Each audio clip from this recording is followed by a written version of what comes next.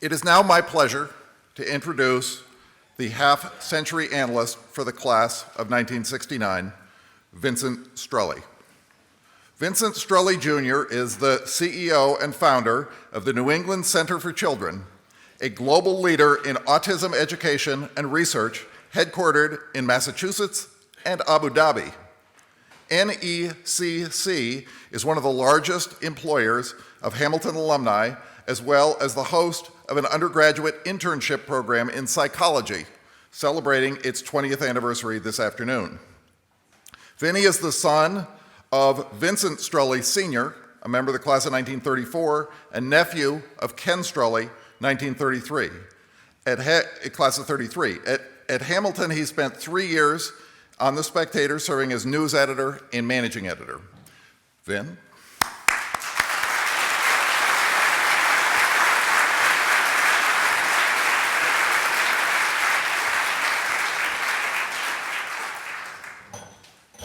Thank you, Patty. I'm honored to be here today, and to my classmates, welcome back. I spoke to many of you, and I thank you for your help. I also thank the college for providing me with much support, particularly John Murphy. John arranged a visit to the college in mid-April, and I had an opportunity to spend time with President Whitman, college archivist Kathy Collette, and a number of students, and also history professor Maurice Isserman. I also received editorial assistance from a previous class analyst who, unfortunately, after reading the final draft of this letter, and perhaps being concerned by some of the activities described, insisted on remaining anonymous.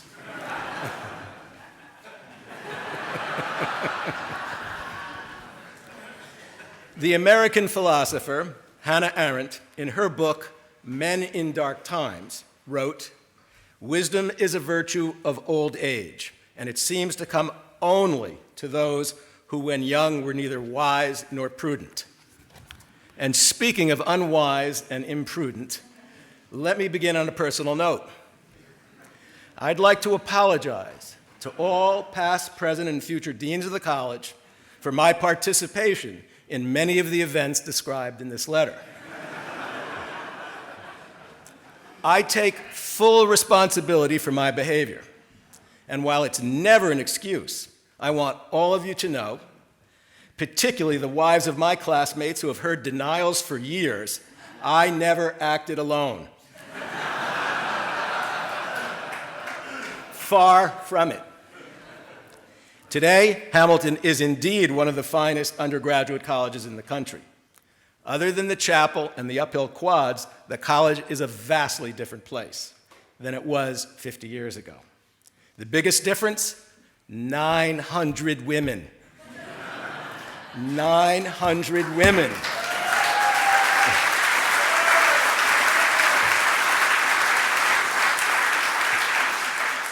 Frankly, it's a bit heartbreaking. We were the first in Hamilton history to graduate having attended classes with women, senior year only. I always felt that we were able to see the promised land, but never to dwell in it.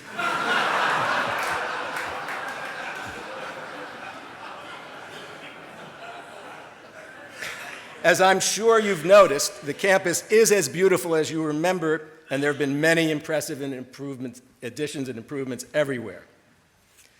Over the years, the endowment has grown, and a strong, effective board of trustees is in place. We note with gratitude the service and philanthropy provided by friends from our era: A.G. Lafley, Kevin Kennedy, Chet Sweda, Jack Withiam, Jeff Little, and Barry Seaman. Their board service helped generate a great surge in the college's quality. We have excellent leadership, and I'm certain of this, in the person of President Whitman. He has worked really hard to ensure that all points of view are represented on campus. As always, the faculty is very talented, and it's filled with fine teachers. The college offers need-blind admissions, and the student body is far more diverse. Hamilton is still small, very personal, and excellent. The musical Hamilton is great, but as we all know, the college is greater. And the class of 1969, how did we do? There are more than 40 MDs and PhDs. Many of our class have been devoted to improving the lives of others and pursued careers that benefit humanity. We've produced many leaders across a variety of professions. Mac Abbey, a veteran of the Vietnam War, has worked for 8 relief agencies from Bangladesh to South Sudan, feeding and clothing children and adults in some of the most dangerous and impoverished places on earth. Bruce Stopkin.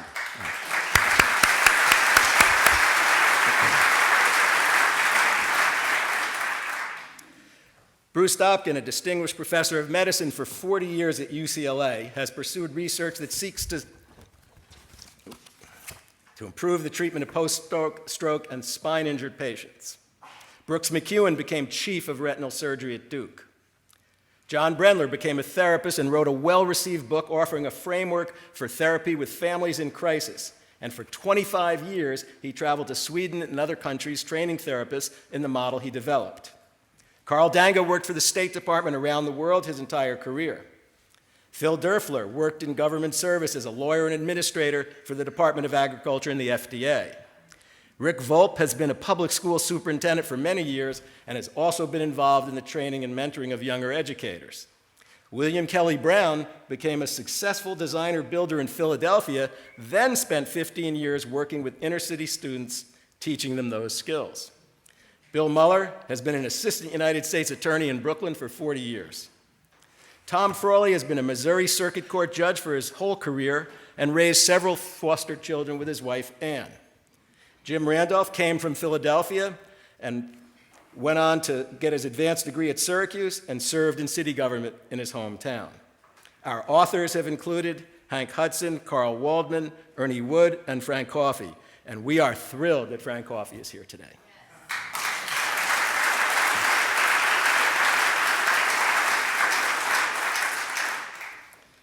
As you might not know, A.G. Lafley became CEO of Procter & Gamble, presided over one of the largest mergers in American business history, and has used his success to generally support Hamilton. He's invested in education and scholarship for young students throughout his life, and we deeply appreciate his support of this reunion. Gordon Webster, my Dunham roommate, became a Presbyterian minister and has led congregations focused on delivering assistance to those in need. Tomorrow morning, he'll assist us here in the chapel as we remember our classmates who've passed on. Several of our classmates served in the military during the Vietnam era, and we thank them for their service. These impressive achievements, and many others that I wish I could have mentioned, have all helped make the world a better place. As I think back on all of us as we were in 1965, perhaps with me as the poster boy, I have to ask, how in the hell did this happen? Our class was hailed like every other freshman class as the best and the brightest in college history. The archives state that there were 242 of us, including 6 foreign students hailing from Greece, Italy, Taiwan, Argentina, Sweden, and Scotland. The number was originally thought to be 7, but a few weeks later, we realized that Lewis Lawson was not speaking a foreign language, but was in fact from West Virginia.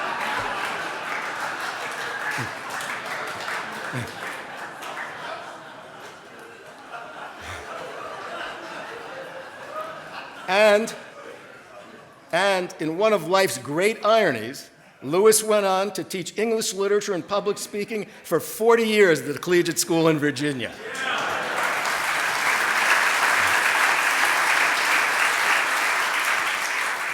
We came from 36 states.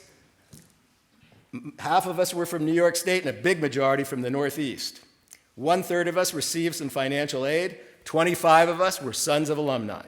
Our SATs, which were the highest ever at the time, were solid. Tuition plus room and board that year was $2,800. The total student body was 831 men. Just grab a little water.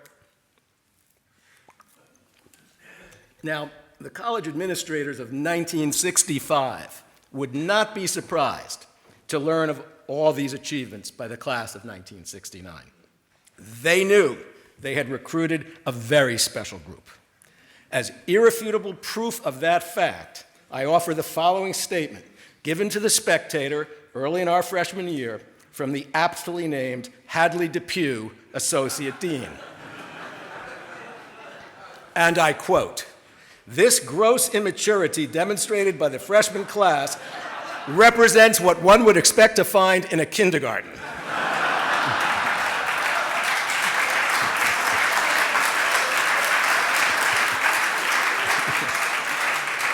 No riot whatsoever is justified.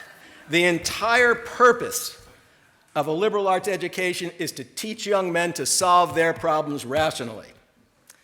I'd like to offer a few memories to demonstrate that possibly, and it pains me greatly to say this, he wasn't entirely wrong. Our year of incarceration in Hamilton, San Quentin, with an Alcatraz location, the Edward Durrell Stone debacle, the collection of cell blocks known as Dunham Dormitory, was underway. Now here's a recipe. Take 242 hormonal 18-year-old men, pack them like sardines in concrete cell-like rooms, and put those rooms together in a long cell block designed to amplify the slightest sound. Feed them poorly. Deprive them of any hope of conjugal rights. Force them to take 5 courses per semester, of which several are required, and which they have little or no interest.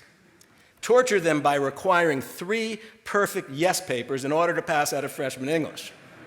And top it all off by placing a brand new pub 25 yards away from their front door, charging only 25 cents a beer and $1 a pitcher. You don't have to be B.F. Skinner to predict the results. Many of you remember events that occurred during that year. There was a record fee charged for window breakage at the end of the year. With our free time, a large number of us organized a simultaneous flushing of every toilet and faucet in Dunham, which caused a flood in the basement of Commons. Out in the Dunham courtyard, there was a lot of softball practice facing the dorm, adding to the record window breakage. After the monumental snowstorm in early January, with classes canceled for the first time in college history, there was snowdrift diving from the windows that led to at least one broken arm. Famously, on the evening of Sunday, January 23rd, the lights went off in Commons, and the place was quickly demolished. It was during Sunday night supper known as the Food of the Week in Review.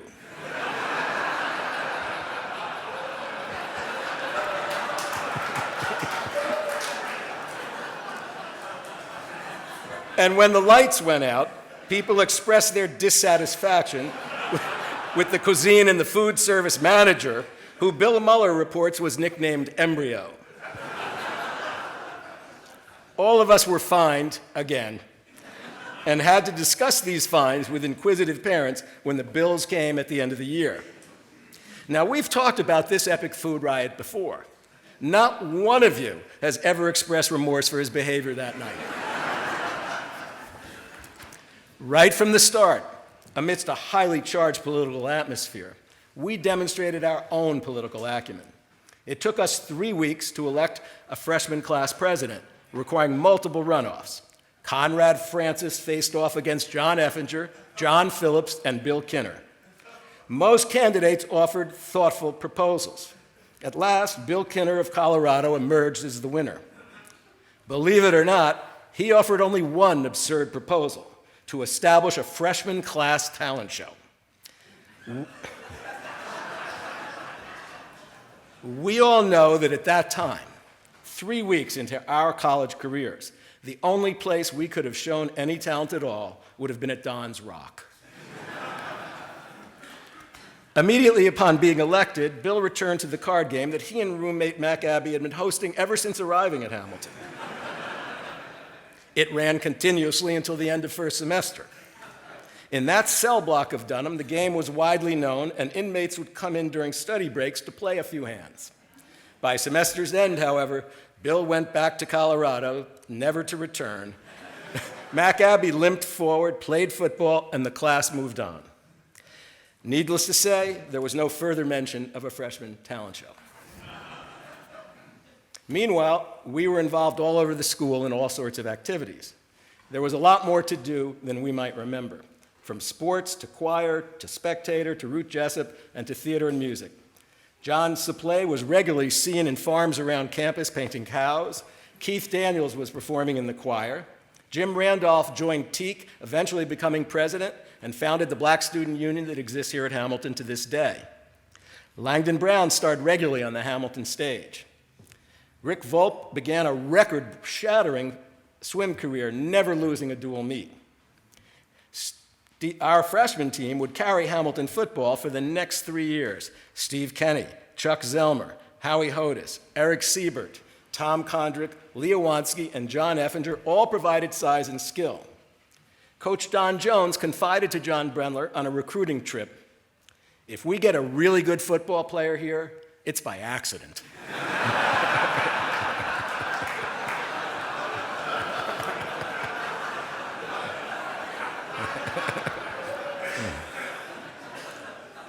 Still, our biggest concern was the absence of women.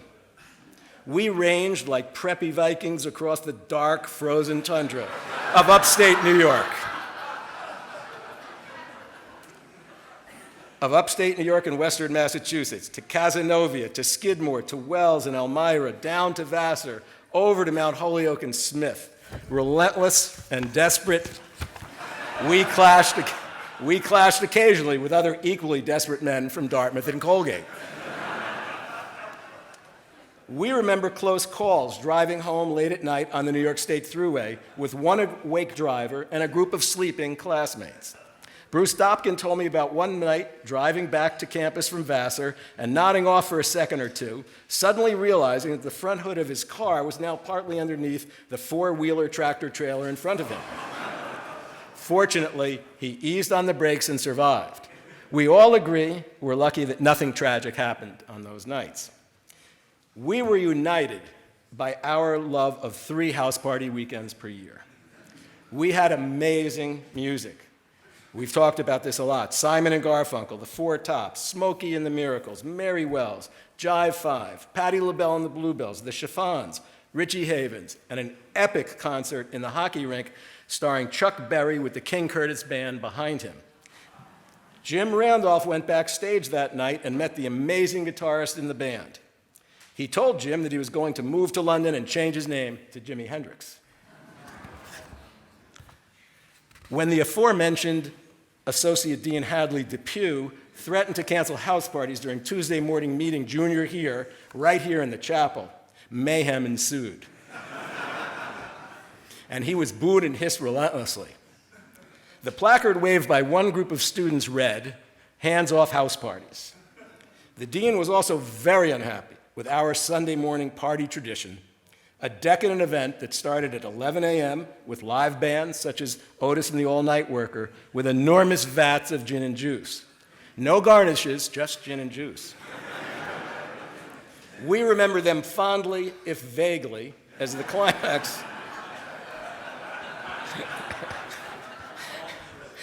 climax of consecutive days and nights of partying, running from Thursday late into Sunday. In speaking with many of you, independents and members of every fraternity, uphill and down, some of you of whom I've always thought of as mild-mannered, hardworking, and well-behaved, I learned that you are engaged in the same aberrant behavior as the rest of us. Even some members of the choir shared stories of behavior that could only be called borderline horrific. Couldn't put them in here. Our choir boys were far from angelic.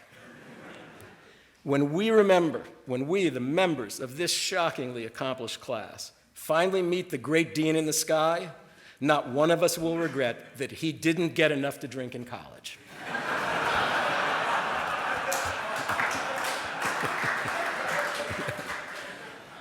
Because of the existence of a so-called alien subculture, the SIG House was formally closed, and the SIGs ousted and removed to the dorms. 15 outstanding independent students replaced them. One former SIG was very concerned about what would happen to these good students once they moved into the SIG House. He told The Spectator, Their hair will grow long. Their grades will drop. That house just eats scholars.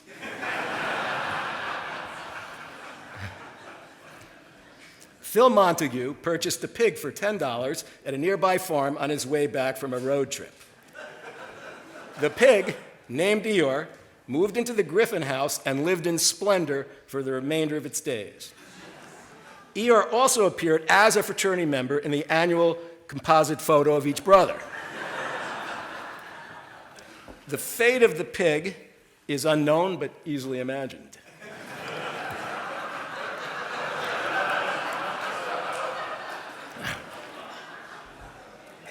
On the evening of March 6, 1968, the entire college gathered around radios tuned into WHCL and listened to the Hamilton-Colby hockey game broadcast live from Maine thanks to station manager Bob Tupper, 69.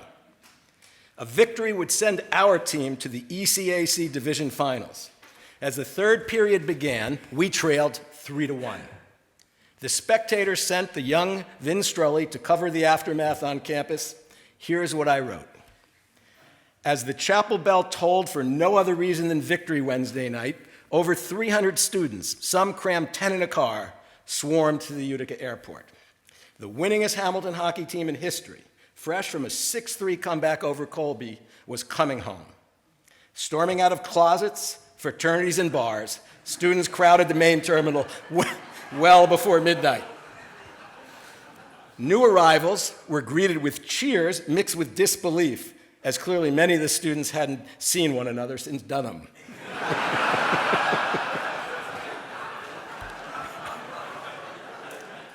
Now past midnight, the crowd was bigger and wilder and growing all the time. Hamilton men guzzled beer, demanded in loud fashion that the airport bar be reopened,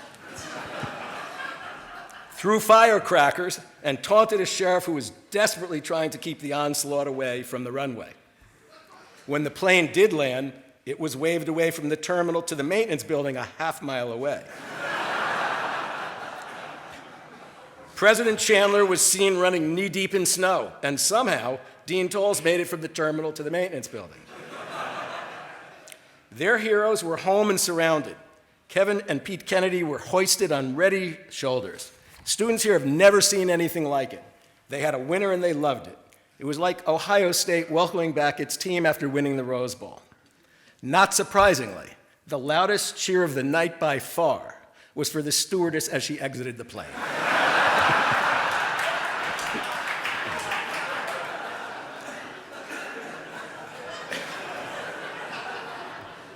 John Chandler was inaugurated as president of the college in a beautiful ceremony. Sometime later, Bill Muller remembers walking across campus with the new president on the Monday morning after house party weekend. Bill reports they passed a few down lampposts and there was quite a bit of trash scattered around. Chandler said to him, "This would never happen at Williams," and back he went a few years later, though he made some important changes in the curriculum before he fled. Let me be clear, we are every bit as good as Williams these days, we just have more attitude.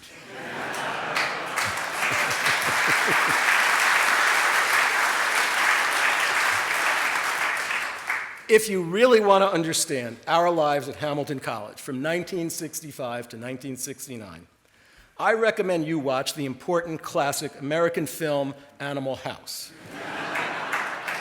The first time I saw it, I thought it was a documentary.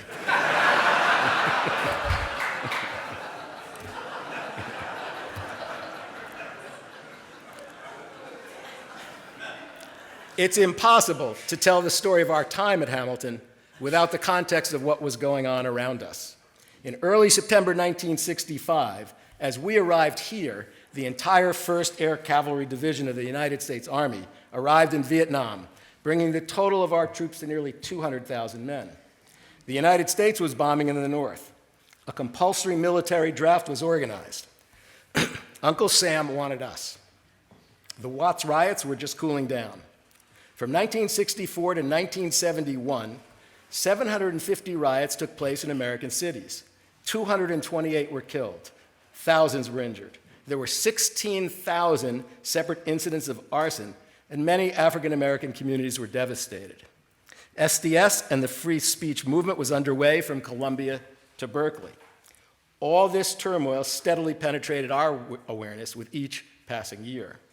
Our 4 years were arguably one of the greatest periods of civil unrest and cultural change in American history. We watched the national news many nights in our fraternities.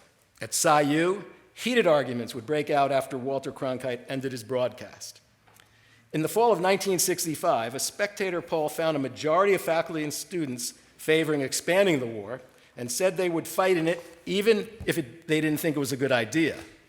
Those views would change permanently after the Tet Offensive in January of 1968. By graduation, 200,000 men were being drafted annually, and an anxiety-inducing draft lottery system controlled our fate. There were 500,000 troops in Vietnam.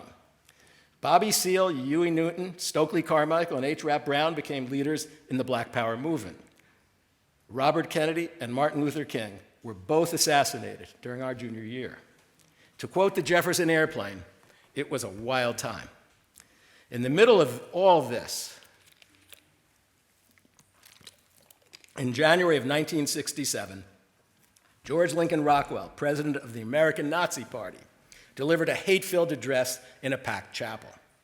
At the suggestion of the Spectator, he was greeted in silence, and students filed out in silence, although one student applauded in the balcony. I've come to agree with the Nobel laureate Elie Wiesel, who said, "We must take sides. Neutrality helps the oppressor, never the victim. Silence encourages the tormentor, never the tormented. Sometimes we must interfere." I'm Jewish, and I still regret my silence that night. Far more influential was an appearance by Bobby Kennedy, who called upon those of us who had been given much to make a difference for others and to help those less fortunate. We all remember it, and I remember with pride the first front-page editorial in the history of the Spectator endorsing Robert Kennedy for president. In November of 1967, a violent clash took place between protesters who were blocking the vehicle of a military recruiter on College Hill Road and a group of upperclassmen who forcibly removed them. To this day, there are people on both sides who express bitterness about the events of that day, which brought to our campus for the first time a small version of the violent anti-war clashes that were a regular occurrence across the country. Alex Haley, who helped Malcolm X write his autobiography, taught a public speaking class and was writer in residence while finishing his famous book, Roots. It's ironic that Hamilton College played a role in helping everyone to understand the astonishing and persistent cruelty of American slavery, given the role of our namesake, who, as quoted in the musical Hamilton, was in the room where it happened at the formation of our country, when slavery, our original sin, was allowed to continue.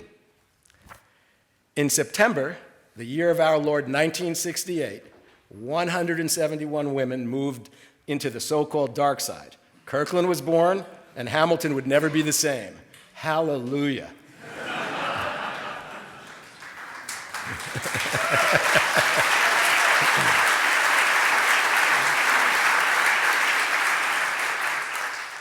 Now, if you're not a member of the class of 1969, one question is probably bothering you at this point.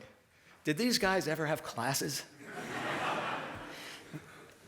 Absolutely, and some of them were amazingly well taught. The faculty was led by the legendary, slightly unkempt, hard-working Dean Winton Tolles, class of 1928, who presided over the college with a skill and affection impossible to overestimate. During that time of upheaval, with the departure of many young faculty and 3 different presidents, Dean Tolles and a group of senior faculty carried Hamilton. Tolles and others had great connections with graduate programs all over the country, and they used their influence repeatedly on our behalf. Dean Tolles stayed on top of those who were not doing well, who might need a push, or in my case, a kick in the ass. All of you cited different professors from every department who had reached out to you, with whom you'd developed productive personal relationships. The faculty in those years cared far more about us than we may have realized. They were very lenient in cases of discipline that in previous years might have led to suspension or expulsion. They did everything they could to ensure that no one went to Vietnam unless they chose to do so. They canceled comprehensive exams for the first time in history in response to a restive senior class that had had enough. There were great courses and great teachers. To name just a few, Russell Blackwood, who taught philosophy and religion. Anything he taught was excellent, and he was beloved by his students. The same can be said for Professor Ed Lee and his courses in Asian history. Eugene Lewis taught an eye-opening course in urban politics. Langdon Rockwell prepared generation of future lawyers with his constitutional law class. Likewise, Sidney Werdimer taught modern economics to a generation of future investment bankers. Paul Parker's art history course, fondly renamed Art Slides, was very popular. Robin Kinnell and Lawrence Yurdy were cited by many pre-med students for getting them through dreaded courses in chemistry. And there was nothing quite like the eccentric John Mattingly's course in ancient civilization. Phil Derfler remembers Edgar Digger Graves' final history lecture in a standing room only packed hall as the epitome of great instruction by a legendary professor. I would need a long postscript to do justice to all the faculty whose excellence we appreciated. 35 years ago, on this day in 1984, I first learned of our unique class analyst tradition. I was sitting here with my father, Vincent Strully Sr., class of 1934 at his 50th reunion. It was our last time on campus together. The class analyst for 1934 was Daniel Gerald Kennedy, an attorney from Rochester. And he described how their generation at Hamilton had been formed during the Great Depression, and their lives had been forever altered shortly thereafter by the Second World War. In his letter that morning, he wrote, "There's probably nothing like a war to pick people up, shuffle them around, and then drop them in the most remote, improbable places." And thus it came to pass that in January 1945, Vin Strully found himself chief medical officer in a flotilla of LSTs ferrying men and supplies across the English Channel in a hasty reinforcement operation following the Battle of the Bulge. A nearby troop ship carrying the 12th Army Headquarters Detachment took a torpedo amidship and sank, and Vin's ship circled to pick up the survivors. Vin was up on deck when up the side ladder and over the rail came Captain Duncan Edwards, Hamilton 34. There was instant recognition, and Vin, with a spare bunk in his cabin, was able to provide Dunk with dry clothes, cigarettes, and a bottle of bourbon before putting him ashore in France the next morning. Kennedy finished by saying, "Duncan Edwards has passed on, but if he were here this morning, I'm sure this would only be the second happiest Hamilton reunion of his experience." But Vin is present, and we thank him for being there in 1945 and in 1984, along with Vin Jr., Hamilton 69. My father was a great guy. He loved Hamilton passionately his entire life. He graduated with his brother Ken Strully, 33, and both went to medical school and became successful surgeons. Hamilton's College has run through the lives of the Strully family for nearly 100 years. It's been a part of my life since my earliest days. I was raised to go here and never once thought about going somewhere else. I've grown to love it for the beauty of the place. I love it for the memory of Professors Russell Blackwood, Eugene Lewis, and Thomas Colby, who banded together to save me senior year. I always feel at home here. I love being with my classmates once again. Hamilton is personal, and I love it most of all because it always reminds me of my father. I'm proud to represent the great class of 1969. Thank you.